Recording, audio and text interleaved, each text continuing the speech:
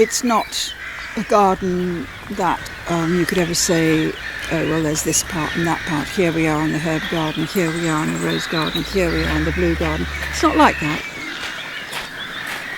It just sort of, gradually leads you from one place to another.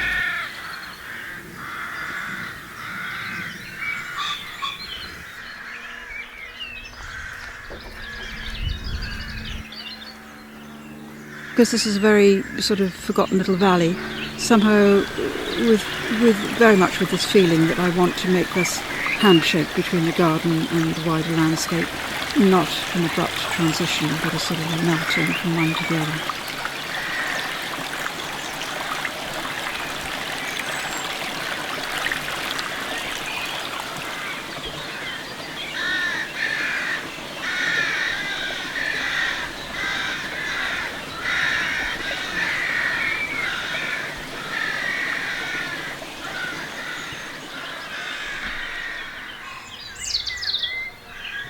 I'm very much ruled by the form of a plant, particularly by its foliage, its texture.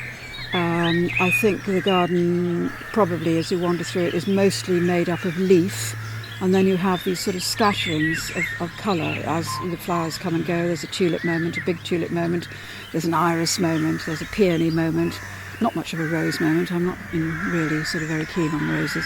I have a few Pemberton musks for sort of old time's sake.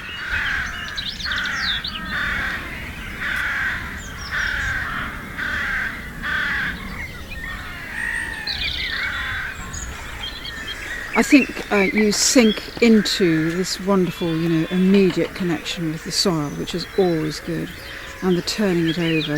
I love weeding, and I love that sort of ability that weeding gives you to look closely at all the things that you've actually introduced into the patch.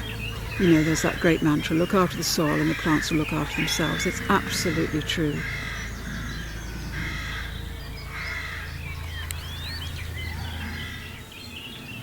I'm absolutely in love with ferns, always have been, but here the circumstances are even better for growing them. So, somehow I've ended up with 48 different sorts of ferns, but the fern encapsulates the sort of plant that I now tend to go for. Superb form, wonderful beauty, sort of giving you a long time to wait while it actually delivers, the full performance.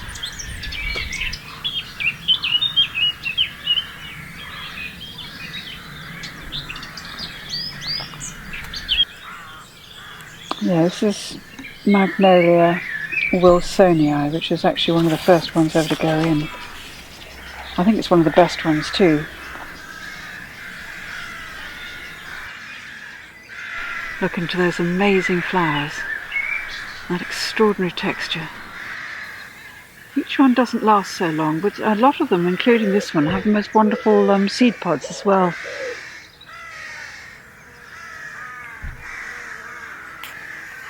I like putting in things that reveal their delight slowly. Some of the magnolias haven't flowered yet, but that doesn't matter to me. 6 years, what is that? It's a blip in the life of a magnolia.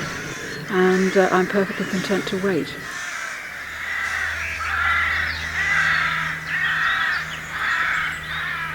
This is our best possible sort of defence, our bulwark against an increasingly, it seems to me, hostile world. We have increasingly less and less control over what is going on out there.